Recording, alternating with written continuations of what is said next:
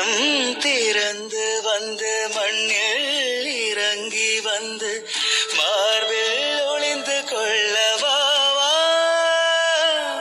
மார்பில் ஒளிந்து கொண்டால் மாறன் அன்பு வரும், கூந்தலில் ஒளிந்து கொள்ள வரவா.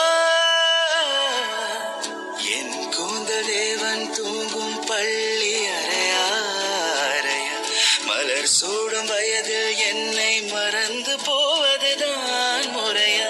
நினைக்காத நேரம் இல்லை காதல் ரதியே ரதியே, உன் பேரை சொன்னால் போதும் நின்று வழிவிடும் காதல் நதியே.